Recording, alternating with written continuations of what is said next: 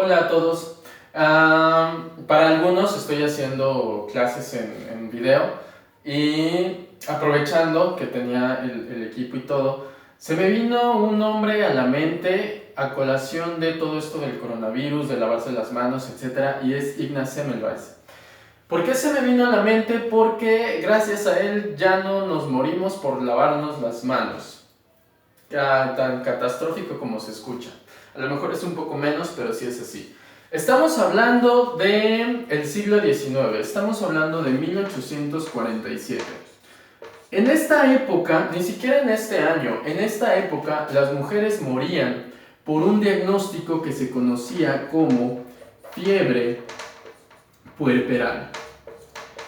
Esta fiebre atacaba principalmente a las mujeres que tenían hijos, que daban a luz. Daban a luz en el hospital y morían por fiebre puerperal. En ese tiempo, Ignaz trabajaba en este hospital partero y era médico, obviamente, y casualmente estaba en un edificio que se dividía en dos. En una parte estaban los médicos y en otra parte estaban las parteras.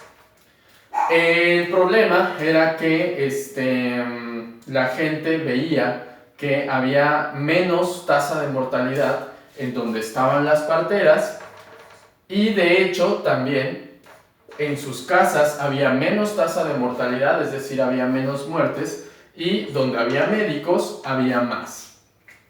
¿Por qué?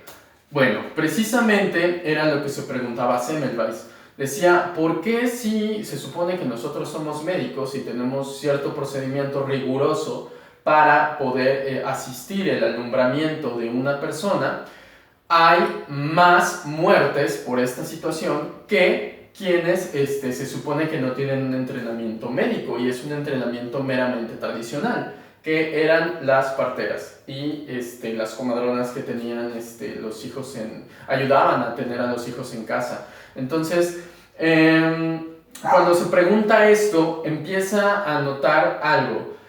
Los médicos, a diferencia de las parteras, a pesar de que llevaban procedimientos similares, ya estaban en prácticas de autopsia en donde los cadáveres pues los abrían, las manos las usaban directamente para tratar las heridas abiertas y todo esto.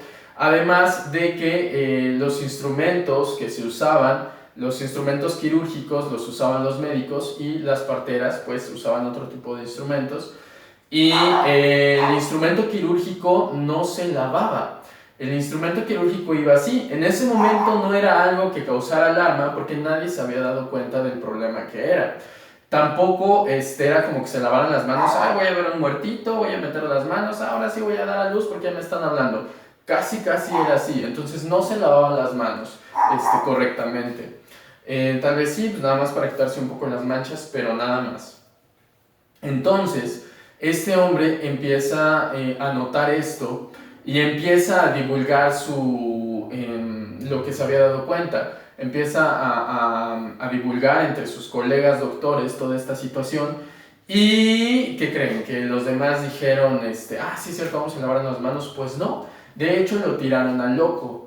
Lo rechazaron, incluso lo destituyeron dentro de su comunidad médica.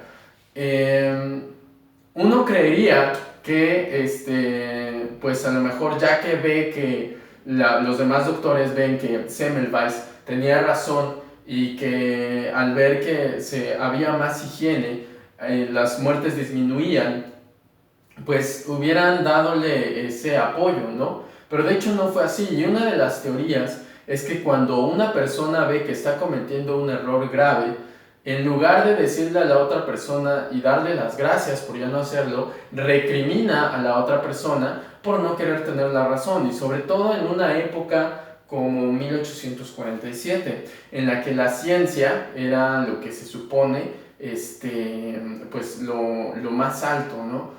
Entonces, el hecho de no haber tenido razón durante muchos años acerca de por qué morían las personas, pues fue un golpe muy duro para los doctores.